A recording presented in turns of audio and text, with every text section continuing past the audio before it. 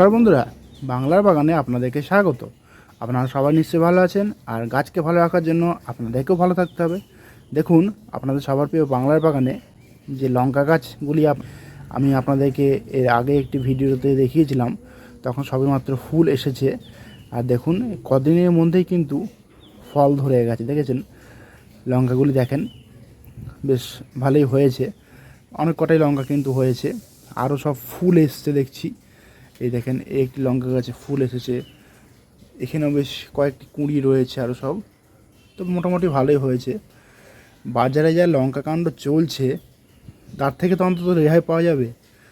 তো সেই জন্য বলছি, আপনারা কিন্তু অবশ্যই আপনাদের বাড়িতে লঙ্কা গাছ কিন্তু রোপণ করবেন, কারণ বাজারে লঙ্কা কাণ্ড ঘটে গেলে আপনারা সবাই জানেন যে আমাদেরও কী অবস্থা হয়। সেই লঙ্কা কাণ্ড ঘটে যাওয়ার থেকে অন্তত আপনারা রেহাই পাবেন। এগুলো হলো বেলেডাঙ্গার লঙ্কা, এতে খুব ঝাল আছে।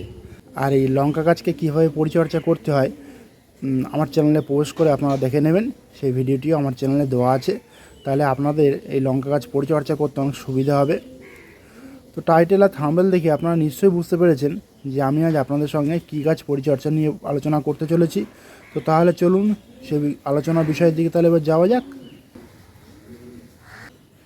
দেখুন, আপনাদের সবার প্রিয় বাংলার বাগানে এই চন্দ্রমল্লিকা গাছগুলি বেশ ধীরে ধীরে বেশ ভালোই কিন্তু বড় হচ্ছে। দেখেছেন, আপনাদের বাগানেও যেসব চন্দ্রমল্লিকা গাছ আপনারা রোপণ করেছেন, সেই গাছগুলিও নিশ্চয়ই এরকম বড় হয়ে গেছে, বা আমার থেকে আরও বেশি বড় হয়ে গেছে। তো অনেক বাগানিরাই আমাকে তারা প্রশ্ন করেছেন বা কমেন্ট বক্সে তারা জানিয়েছেন যে এই যে টানা আর কি বৃষ্টি হয়ে গেল, এই বৃষ্টির জন্য কিন্তু তাদের চন্দ্রমল্লিকা গাছগুলি ঝিমিয়ে পড়ছে রোদ্দুর লাগলেই, বা নেতিয়ে পড়ছে। অনেকে বলছেন যে আমার কাছে পাতা হলুদ হয়ে যাচ্ছে, বা অনেকের গাছও আবার সামান্য একটু রোদ্দুর পেলেই পুরো একদম পাতা এরকম সমস্ত ডালপালা আর কি নেতিয়ে যাচ্ছে অনেকটা। তো এই সমস্যা থেকে তারা কিভাবে তাদের চন্দ্রমল্লিকা গাছগুলিকে তারা মুক্ত করবেন, তাদের জন্য আমি এই ভিডিওটি আমি করছি। আবার নতুন বাগানীদের জন্য অনেকটা কাজে লাগবে, আর পুরনো বাগানীরা দেখে নেবেন, তারা যদিও সমস্ত কিছু জানেন। তো দেখুন, প্রথমে আমি বলবো, এই যে একটানা যে বৃষ্টি হয়ে গেল, এই বৃষ্টির জল যদি আপনাদের টবের মাটিতে অনেকক্ষণ ধরে জমে থাকে, তাহলে কিন্তু এই সমস্যাটা হয়ে থাকে অনেকের বাগানে। আর যাদের টবের মাটিতে আর কি বৃষ্টির জলটা জমে না, তারা সেক্ষেত্রে এই সমস্যায় পড়বেন না, কারণ টবের মাটি আমি যেভাবে তৈরি করতে বলেছিলাম ঠিক সেইভাবে যারা তৈরি করেছেন তারা কিন্তু এই সমস্যায় পড়বেন না। দেখুন, আমার গাছগুলিও বেশ পাতাগুলি দেখেন খাড়া খাড়া হয়ে আছে, ঝিমিয়ে পড়েনি বা নেতিয়েও পড়েনি। কিন্তু যারা টবের মাটি ভালো করে তৈরি করেননি, ড্রেনেজ সিস্টেমটা ভালো করে তৈরি করেননি, টবের মাটিতে জল দাঁড়িয়ে যাচ্ছে, তাদের গাছে কিন্তু যে সমস্যাটা তারা আমাকে জানিয়েছেন, সেই সমস্যা কিন্তু ভোগ করছেন তারা। তো সেই সমস্যার হাত থেকে তারা কীভাবে রেহাই পাবেন, আমি আজ আপনাদের সঙ্গে সেই বিষয় নিয়ে আলোচনা করতে চলেছি। আপনারা ভিডিওটিকে স্কিপ করবেন না, সম্পূর্ণ ভিডিওটি দেখার অনুরোধ রইল। তাহলে আপনাদের এই চন্দ্রমল্লিকা গাছ কিন্তু আর সেরকম ঝিমিয়ে পড়বে না বা নেতিয়ে পড়বে না। তো কীভাবে এই সমস্যার হাত থেকে তারা মুক্তি পাবেন, প্রথমে আমি বলবো, একটানা যে বৃষ্টি হয়ে গেল, এই বৃষ্টির হাত থেকে আপনারা আপনাদের চন্দ্রমল্লিকা গাছকে কীভাবে রক্ষা করবেন।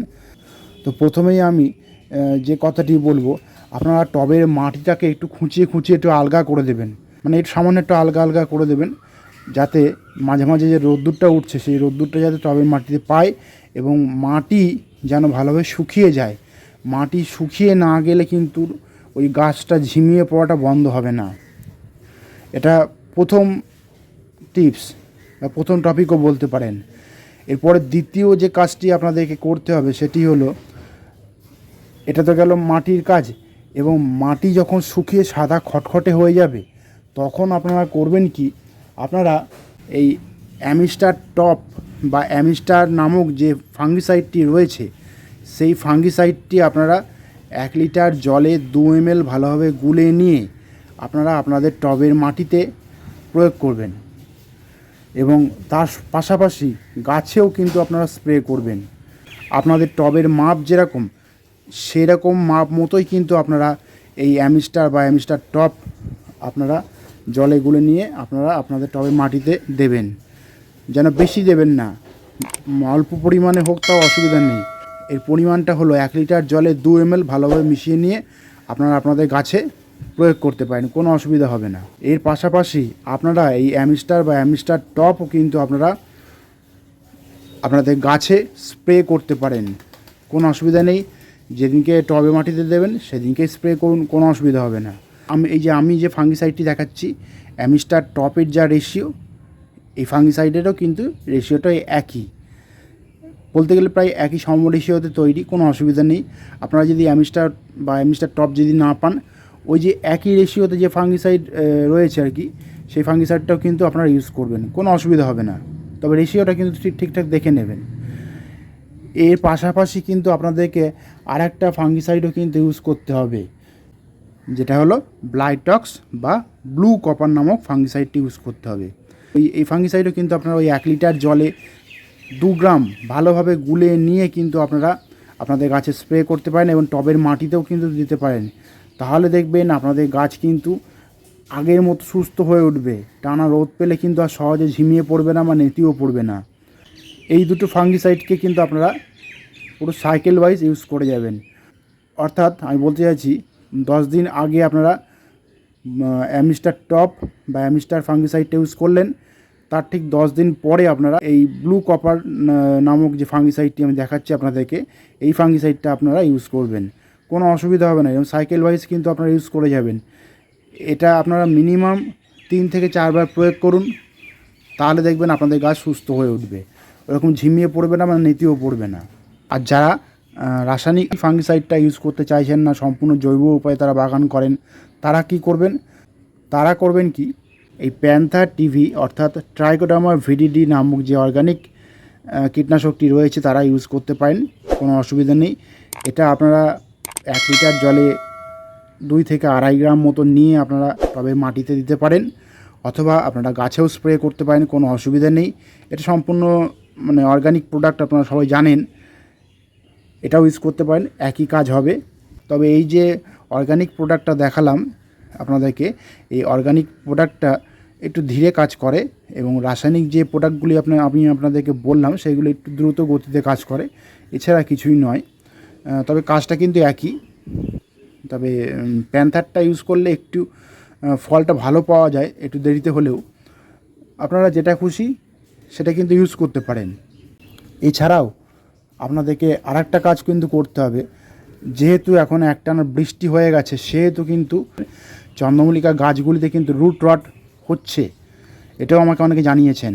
তো সেই রুট রটের হাত থেকে আপনারা আপনাদের চন্দ্রমল্লিকা গাছকে কীভাবে মুক্ত করবেন?